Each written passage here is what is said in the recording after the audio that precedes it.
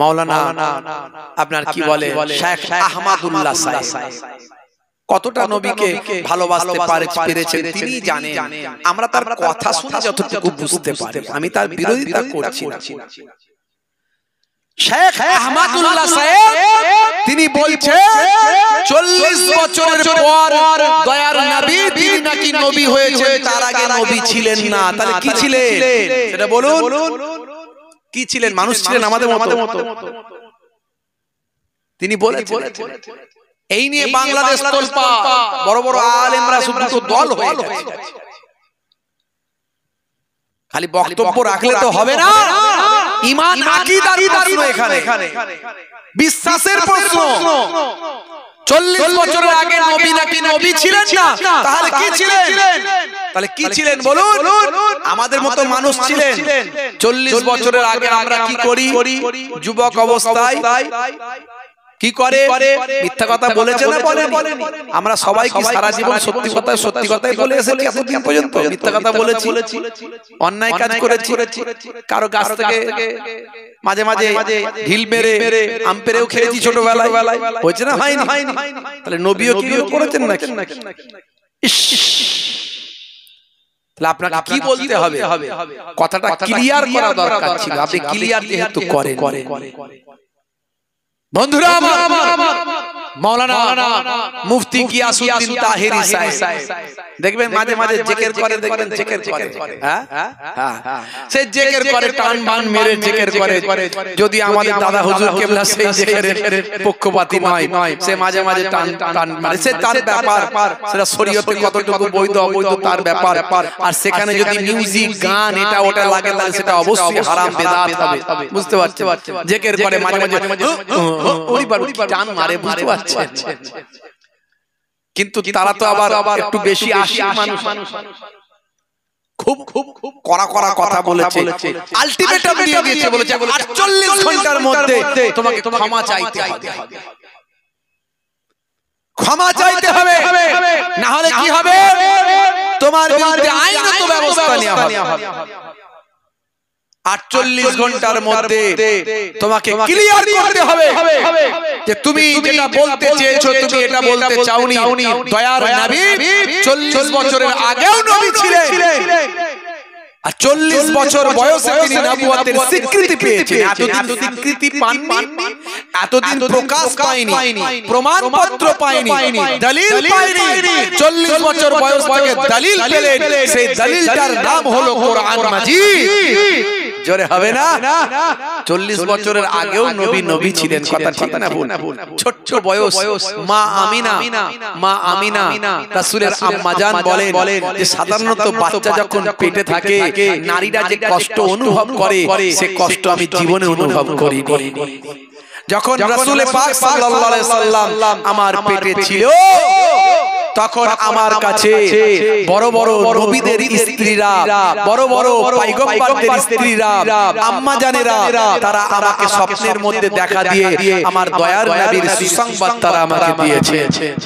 শুধু তাই নয়, ছোট্ট বয়স দুধের শিশু বাচ্চা যখন আল্লাহর নবী এতিম বাচ্চা, আরবের নিয়ম হলো দুধের শিশু বাচ্চাদেরকে ভাই আমার অন্য দলের অন্য গোত্রের মানুষেরা নিয়ে গিয়ে মানুষ করে একটু বড় সরো করে বাচ্চাকে তার বাড়ির কাছে ফিরিয়ে দেয়, তার বিনিময়ে কিছু পুরস্কার পায়। যখন সাদিয়া গোত্রের হালিমাতুস সাদিয়া রাসূলের দুধ মাতা ছিলেন, সেই হালিমাতুস সাদিয়া তার স্বামী হযরতে হারেস যখন বাচ্চা নেওয়ার জন্য আসছে, তাদের সওয়ারিটা উটটা বড় দুর্বল ছিল। সবাই শেষে এসে কোনো বড় লোকের ঘরের সন্তানকে না পেয়ে গরিবের বাচ্চা, এতিম বাচ্চা আমাদের দয়ার নবীকে পেয়ে যখন সেই উটেতে তুলেছিল, উট আর দুর্বল ছিল না, এসেছিল সবাই আর শেষে। আর রাসূলকে পাওয়ার পরে মা হালিমাতুস সাদিয়া হযরতে হারিস বলেন, আমার উটটা এত মজবুত তরতাজা হয়ে গেল যে সবাইয়ের উটকে পার করে দিয়ে সাত গোত্রে সকলের আগে গিয়ে পৌঁছে গেল। সবাই অবাক, বলতে লাগলো হালিমা তুমি কি উট চেঞ্জ করেছো নাকি সাওয়ারি চেঞ্জ করেছো? তিনি বললেন না, সাওয়ারি চেঞ্জ করিনি, এতক্ষণ এই সাওয়ারির পেটের উপরে যাকে বসিয়েছি সেই বসানো দুধের শিশু বাচ্চাটা তিনি অলৌকিক, তারই বরকতে আল্লাহ এই মর্যাদা দান করেছেন। সেই নবী যখন মা হালিমাতুস সাদিয়ার বাড়িতে শিশু ছোট্ট বাচ্চা হালিমাতুস সাদিয়ার কন্যা রাসূলের দুধ বোন যখন বাচ্চাকে কোলে নিয়ে যখন ঘুরে বেড়াতেন, মাঠে যেতেন, বাচ্চাদের খেলা দেখাতে যেতেন, মাঠে যেতেন, এদিক ওদিক যেতেন, তখন দুপুর হয়ে যেত, সূর্যের তাপ ছিল প্রখর। আম্মা জান হালিমা বললেন তার কন্যাকে, মা কেন তুই তোর দুধ ভাইকে নিয়ে ঘুরে বেড়াস, দেখতে পাচ্ছিস না সূর্যের কত তাপ, কত কষ্ট হবে তোর দুধ ভাইয়ের? তখন এই কন্যা বলেছিল, রাসূলের দুধ বোন বলেছিল, মাগো মা তুমি আমাদের দুধ ভাইয়ের নিয়ে চিন্তা করো না, কারণ এই দুধ ভাই কোনো সাধারণ ভাই নয়, সাধারণ বাচ্চা নয়। আমি যতক্ষণ তাকে কোলে নিয়ে যেখানে যেখানে গেছি সূর্যের প্রচন্ড তাপ যাতে তার মাথায় না লাগে আমি লক্ষ্য করেছি এক টুকরো মেঘ আকাশে এসে ছায়া করতে শুরু করেছে। সেই নবী, সেই রাসূল, সেই হাবিব, দয়ার নবীর কত মর্যাদা, কত সম্মান। আজও সাহাবী গাছ জর্ডানের বুকে আছে, জর্ডানের বুকে আজও সাহাবী গাছ আছে। রাসূল পাক সাল্লাল্লাহু আলাইহি ওয়াসাল্লাম যখন তার চাচা জানের সঙ্গে ব্যবসা করার জন্য শামে যাচ্ছিলেন, সিরিয়া শাম যাওয়ার পথে জর্ডানের উপর দিয়ে যখন যাচ্ছিলেন, এমন সময় এই ফাঁকা মরুভূমি এলাকায় তারা বিশ্রাম নেওয়ার জন্য অপেক্ষা করতে লাগলেন যে একটু বিশ্রাম করতে হবে। কোনো গাছপালা পেলেন না, কোনো জায়গা পেলেন না যে একটু খাওয়াতে বিশ্রাম নেবেন। প্রচন্ড সূর্যের তাপ, তারা দেখতে পেলেন যে একটা শুকানো গাছ দাঁড়িয়ে আছে, শুকানো গাছ দাঁড়িয়ে আছে মরুভূমির উপরে, মরুভূমির উপরে। তারা সেই গাছের তলাতে যখন গিয়ে বসলেন, শিশু বাচ্চা ভাই আমার দয়ার নবী তখন কিশোর বয়স বা একটু বেশি বয়স, ভাইয়ার আমার সেই দয়ার নবী যখন সেই গাছের গোড়ায় পদার্পণ করলেন, আল্লাহর কুদরতি ক্ষমতায় অটোমেটিক গাছের ডালপালা বেড়ে গেল, পাতাগুলো সবুজ হয়ে গেল, পাতাগুলো বড় হয়ে গেল, শাখা প্রশাখা বিস্তার করলো। বড় এলাকা জুড়ে সেই গাছ দয়ার নবী সহ সকলকে ছায়া দিতে লাগলো। আজ 1450 বছর হয়ে গেছে, সেই গাছটা আজও জর্ডানের বুকে দাঁড়িয়ে আছে, দয়ার নবীর স্মৃতি বহন করছে। সারা পৃথিবীর মানুষ আজও সেই সাহাবী গাছ দেখে আসে। জোরে বলুন সুবহানাল্লাহ। সেই দয়ার নবীর সম্মানকে যে নষ্ট করবে, আল্লাহ তার সমস্ত সম্মান নষ্ট করে দেবে। কথা ঠিক না ভুল? বন্ধুরা আমার, তরুণ যুবকেরা আমার, বক্তা বলছে ভালো আলেম, আমি আগেও বলছি আলেম ভালো, কিন্তু হলে কি হবে মহাব্বত ছাড়া যদি কথা বলে বিপদ। তিনি বলছেন 40 বছর আগে নবী ছিলেন না, 40 বছরের পর থেকে নবী হয়েছে। নাউজুবিল্লাহ। এই কথাটা খুব মারাত্মক কথা। অথচ যখন তিনি আবার এই বক্তব্যের পরিপ্রেক্ষিতে আবার যখন তিনি তার সাফাই দিচ্ছেন, নতুন করে ভাই আমার তিনি তার বক্তব্য পেশ করছেন, তখন বিষয়টাকে পুরোপুরি অ্যাভয়েড করে অন্য কথায় যাচ্ছেন। তিনি বলছেন বক্তায় বক্তায় লড়াই, বক্তায় বক্তায় বক্তব্য, এ বক্তা ও বক্তার বিরুদ্ধে। অবশ্যই এগুলো নিন্দনীয়, কোন বক্তা কোন বক্তাকে ছোট করা উচিত নয়, কিন্তু 48 ঘন্টার মধ্যে ওনার বলা উচিত ছিল যে আমি এভাবে বলতে চাইনি, এভাবে বলতে চেয়েছি, এভাবে আমার কথাটা বেরিয়ে গেছে, হতে পারে। কিন্তু সেটা না বলে উনি অন্য কথা বলছেন। বন্ধুরা আমার, তরুণ যুবকেরা আমার, মুরব্বিয়ানেরা আমার, শুনে রেখে দিন, জেনে রেখে দিন, আল্লাহর নবী আল্লাহ রাসূলকে আমার আল্লাহ রাব্বুল আলামিন ভাই আমার সবচেয়ে আগে থেকে, সমস্ত কুল কায়নাত সৃষ্টির আগে থেকে দয়ার নবীকে নবী হিসাবে মনোনীত করেছেন। তার প্রমাণ হলো রূহের জগতে আল্লাহর নবী যখন ছিলেন, তখন আমার আপনার নবীকে সমস্ত সমস্ত পয়গম্বর সমস্ত ফেরেশতাদের সম্পর্কে আমার নবী আমার সেই যে সম্মতি নিয়েছিলেন সেটা স্মরণ করার জন্য কোরআনে এসেছে হে নবী সেদিনের কথা স্মরণ করুন অর্থাৎ আল্লাহর নবীকে সাক্ষী রাখছেন আল্লাহ যে সেই দিনের কথা স্মরণ করুন এর দ্বারা আল্লাহর নবীর গুরুত্ব কোরআন মাজিদ থেকে প্রমাণ পাওয়া যায় শুধু তাই নয় আল্লাহ রাব্বুল আলামিন এখানে বলেছেন ওয়াইজ ক্বালা রাব্বুকা লিল মালাইকাতি ইন্নী জাইলুন ফিল আরদি খলিফা হে নবী হে রাসূল স্মরণ করুন সেই তখন এখানেও ইন্ডিকেট করা হয়েছে ওয়াইজ দিয়ে সেই ভাই ইন্ডিকেট করা হয়েছে যখন আল্লাহ রাব্বুল আলামিন বলেছিলেন ক্বালা বলেছিলেন ভাই আমার তোমার রব হে নবী আপনার রব যখন বলেছিলেন লিল মালাইকাতি মালাইকা ফেরেশতাদের জন্য এই কথার মাধ্যমে সেই দিনকে স্মরণ করানো হচ্ছে অর্থাৎ আমার নবীর ভাই আমার সবচেয়ে আগে সমস্ত সৃষ্টির আগে আমার নবী আল্লাহ তৈরি করেছেন তার নূরকে তার নবুয়তকে তৈরি করেছেন এটাকে স্মরণ করানো হচ্ছে শুধু তাই নয় ডাইরেক্ট একেবারে ভাই আমার ডাইরেক্ট একেবারে তিরমিজি শরীফের হাদিস 3609 নম্বর হাদিস এখান থেকে প্রমাণ পাওয়া যায় কি বলছেন ক্বালু ইয়া রাসূলুল্লাহ সাল্লাল্লাহু আলাইহি ওয়াসাল্লাম মাতা ওয়াজাবাত লাকান নবুওয়াত আল্লাহর নবীকে সাহাবীরা জিজ্ঞাসা করতেন ক্বালু তারা জিজ্ঞাসা করলেন এটা বহু বছর ক্বালু তারা জিজ্ঞাসা করলেন ইয়া রাসূলুল্লাহ সাল্লাল্লাহু আলাইহি ওয়াসাল্লাম আপনি কখন থেকে নবী জোরে বলুন সুবহানাল্লাহ সাহাবীরা কি বলছেন আপনি কখন থেকে নবী দয়ার নবী বলছেন কি বলছেন ক্বালা ওয়া আদম রূহ ওয়াল জাসাদ যখন আদম নবী রূহ এবং জাসাদের ভাই আমার মাঝামাঝি যখন আদম নবী রূহ এবং জাসাদে তখন থেকে আমি নবী জোরে বলুন সুবহানাল্লাহ জোরে হবে না আরে জোরে হবে না অন্য জায়গায় আবার এসেছে এই হাদিসটা আপনি মুসনাদে আহমদের মধ্যেও পাবেন ভাই আমার মুস্তাদরাক হাকিমের মধ্যে পাবেন আবি শাইবার মধ্যে পাবেন আর অন্যান্য হাদিসের মধ্যে পাবেন অন্য জায়গায় আবার বলা হয়েছে কি বলা হয়েছে তাফসীরে বাগাবীর মধ্যে এসেছে আর অন্যান্য সিফা শরীফের মধ্যে এসেছে আর অন্যান্য কিতাবের মধ্যে এসেছে এখানে কি বলা হচ্ছে আন হযরত আবি হুরায়রা রাদিয়াল্লাহু তাআলা আনহু قال قال رسول الله صلى الله عليه وسلم كنت اول النبيين في الخلق واخرهم في البعث كنت اول النبيين في الخلق واخرهم في البعث আল্লাহ নবী আল্লাহ রাসূলকে হযরত আবী হুরায়রা রাদিয়াল্লাহু তাআলা আনহু থেকে বর্ণিত তিনি বলেন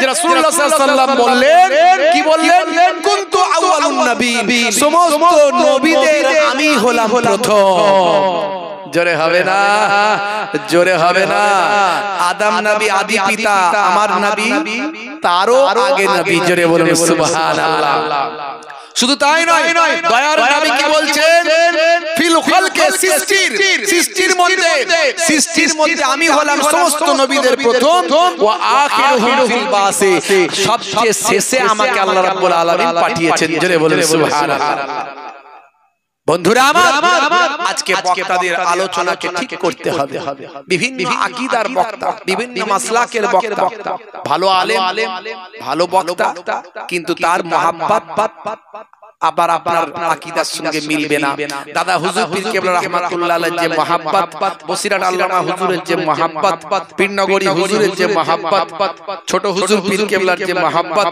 বুঝতে পারছেন ওলিয়া উলিয়ার যে মহব্বত তারা যে কোরআন হাদিস থেকে মহব্বতটা পেয়েছে কি রকম মহব্বত করতে হবে তার দলিল আল্লাহ নবী রওজা মুবারকে কেউ গেছেন কিনা বলতে পারবো না এখানে হাজী সাহেব কেউ আছেন কেউ হাজী সাহেব আছেন হাত তুলে দেখা হাজী সাহেব না এখানে একজন হাজী সাহেব অনেক পুরানো হাজী সাহেব মুরব্বি মানুষ আপনার মনে পড়বে কিনা জানি যারা টাটকা গেছে তাদের আরো মনে পড়বে ভাইরা আমার রাসূলের রওজা মুবারকের উপরে যে বড় গোলটা করা আছে হ্যাঁ পাশিতে ছোট ছোট দুটো গোল আছে একটা দিয়ে হযরত আবু বকর সিদ্দিক হুজুরের রওজা আর একটা দিয়ে হযরত ওমর ফারুক হুজুরের রওজা বড় গোলটা দিয়ে রাসূলের রওজা, জোরে বলুন সুবহানাল্লাহ। ওই গোলটার উপরে দেখবেন কোরআন মাজিদের আয়াতে কারিমাতে লেখা আছে, সুন্দর করে একেবারে গোল্ডেন ওয়ার্ড দিয়ে লেখা আছে। কি লেখা আছে? ইয়া আইয়ুহাল্লাযীনা আমানু লা তারফাউ আসওয়াতাকুম ফাওকা সাউতিন নবী। সাবধান, তোমাদের আওয়াজটা, ভলিউমটা, তোমরা যখন কথা বলবে সেই কথাটাও যেন রাসূলের কথা, রাসূলের আওয়াজের থেকে জোরে না হয়ে যায়। রাসূলের সামনে যখন কথা বলবে তখন তোমাদের আওয়াজটা যেন রাসূলের আওয়াজের থেকে জোরে না হয়ে যায়। যদি হয় তাহলে কি হবে? তোমাদের আমলগুলো কোনটা দিয়ে বেরিয়ে চলে যাবে টের পাবে না, বুঝতে পারবে না।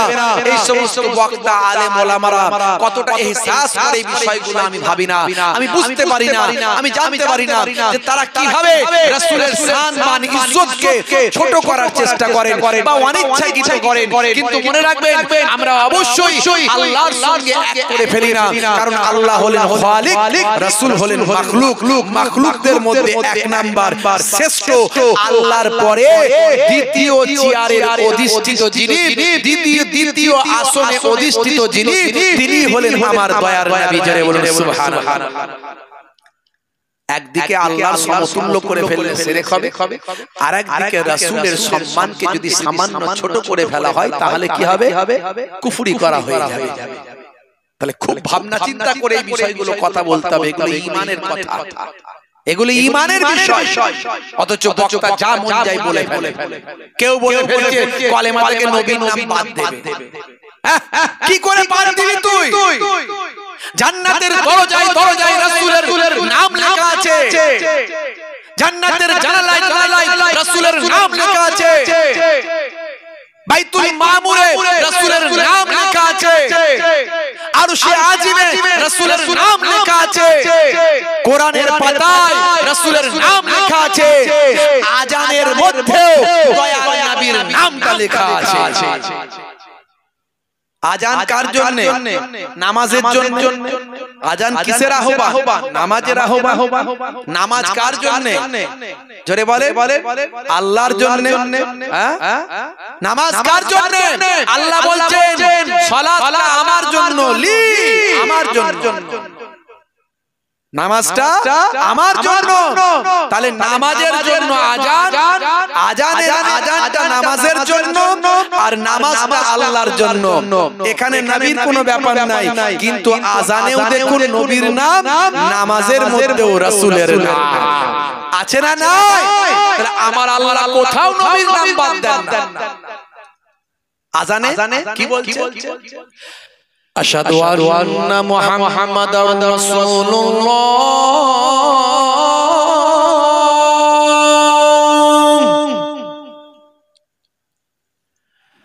আশহাদু আন্না মুহাম্মাদার রাসূলুল্লাহ।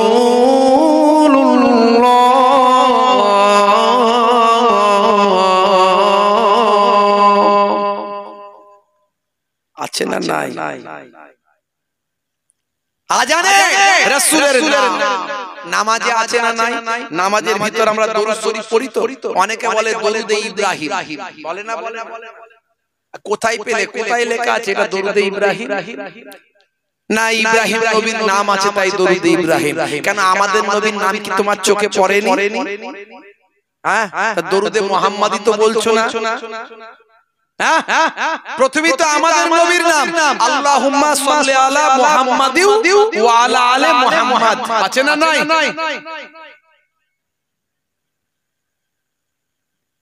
বন্ধুরা আমার, তাহলে এখানে প্রথমে আমাদের নবীর নাম আছে,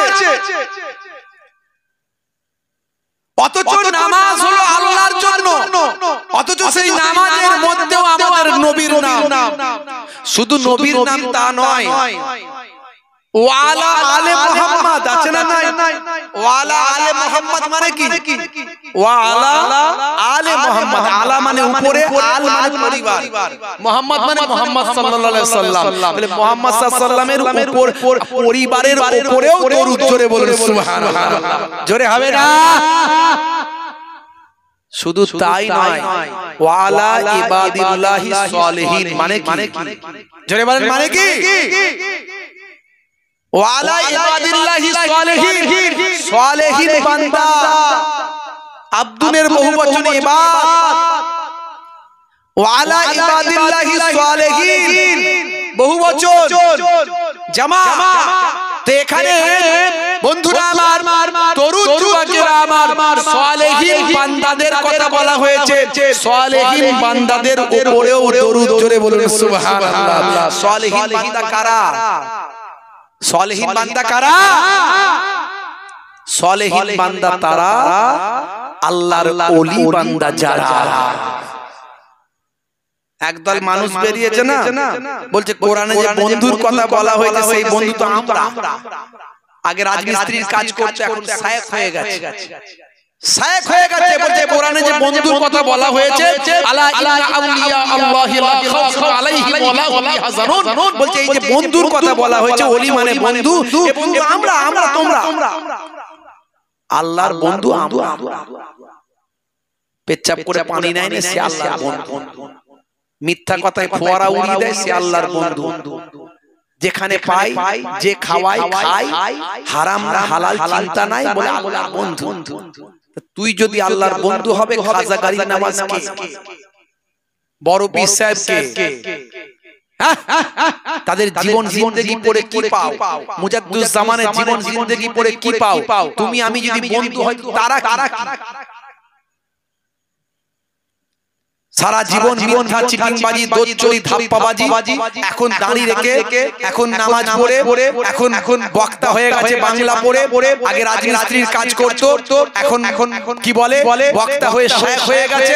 আগে মোবাইল রিপেয়ারিং এর কাজ করতো, প্যান্ট শার্ট পরে বসে দোকানে বসে বসে গান লোড করতো। লেখা আছে যে এখানে গান লোড করা হয়। এখন বিরাট বড় দাঁড়ি ফাড়ি রেখে দিয়ে মনে মনে ভাবছে আমি বিরাট বড় আলেম হয়ে গেছি, মাদ্রাসায় পড়ি আর নাই পড়ি শায়েখ হয়ে গেছি।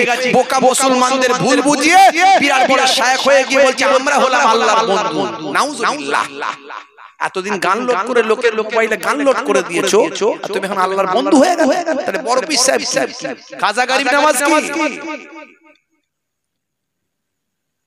এই সব ভুল ভাল কথাবার্তা আমাদের সমাজে ছড়াচ্ছে, আমাদের যুব সমাজগুলোকে শেষ করছে, ঈমানকে নষ্ট করে দিচ্ছে, রাসূলের মহব্বতকে নষ্ট করে দিচ্ছে, ওলি আউলিয়াদের মহব্বতকে নষ্ট করে দিচ্ছে, আদবকে নষ্ট করে দিচ্ছে।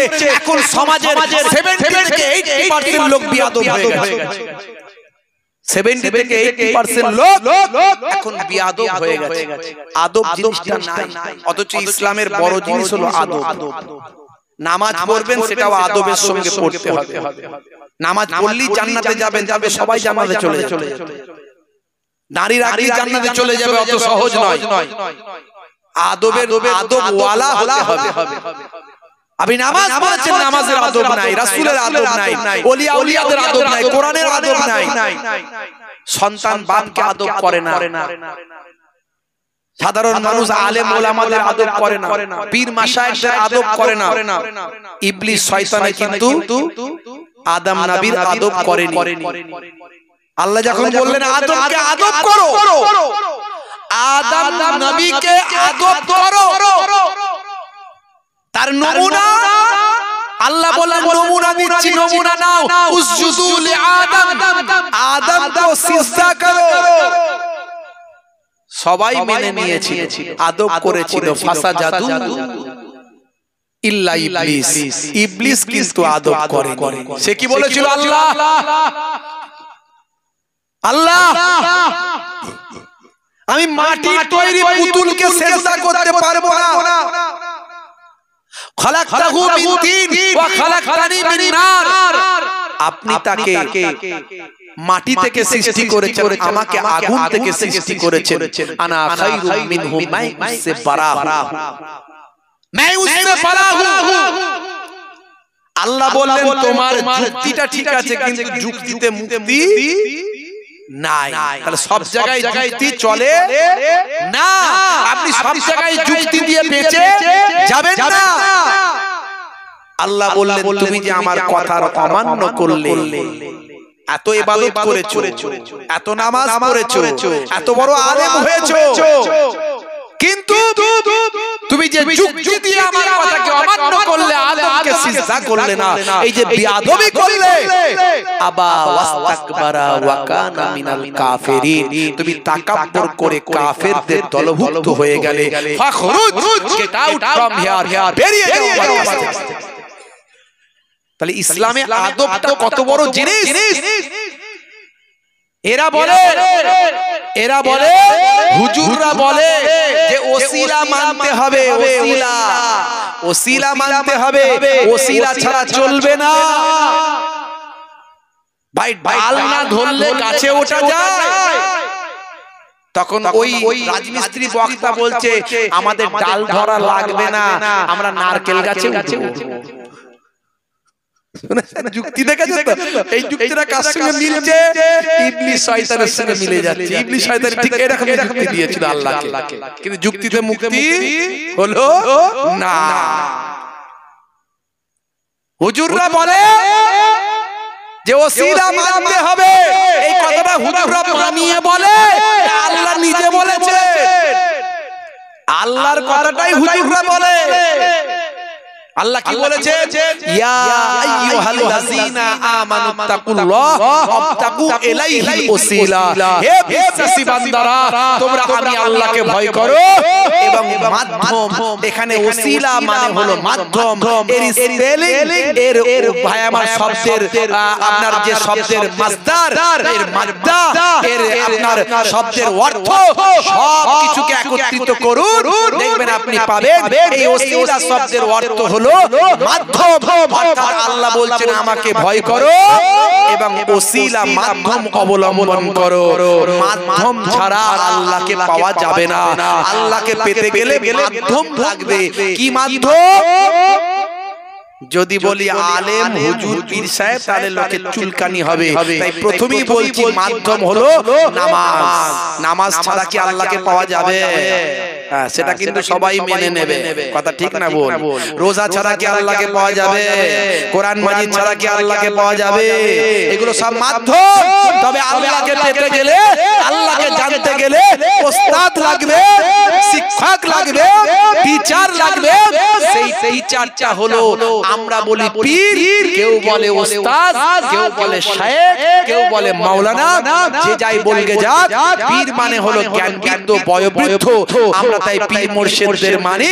সেই ওস্তাদ, ওস্তাদ যিনি আপনাকে সঠিক পথের শিক্ষা দেবেন, যিনি আপনাকে ভাই আমার ভুল থেকে দূরে সরিয়ে আনবেন, যিনি আপনাকে সঠিকটা বুঝিয়ে দেবেন, সেই পীর মুর্শিদটা, এটাও হলো মাধ্যম। তাই আমরা মাধ্যম মানি। একদল বেরিয়েছে বলে আমাদের মাধ্যম লাগবে না, ওসিলা লাগবে না, আমরা ডাল ধরে গাছে উঠবো না, আমরা নারকেল গাছে উঠে যাব।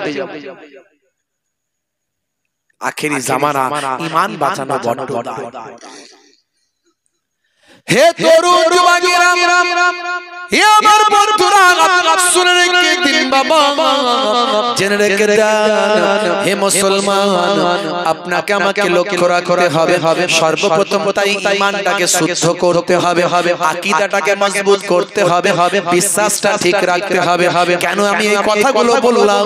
তার মানে হলো, তার কারণ হলো আপনার রোল নাম্বার যদি হয় ফাঁকা, খাতা ভর্তি যদি হয় লেখা, মাস্টার খাতা দেখবেন না, পরীক্ষায় আপনি কোয়ালিফাই করতে পারবেন না, গ্র্যাজুয়েশন পাস আপনার হবে না, মাস্টার ডিগ্রি কমপ্লিট হবে না, এসএসসি তে কোয়ালিফাই করতে পারবেন না, আইএস আইপিএস ডব্লিউবিসিএস বা আমার পরীক্ষায় আপনি কোয়ালিফাই করতে পারবেন না।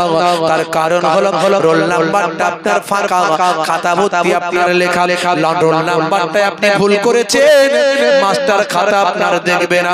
হে তরুণ যুবকেরা, আমি যে আলোচনাটা করলাম সেটা হলো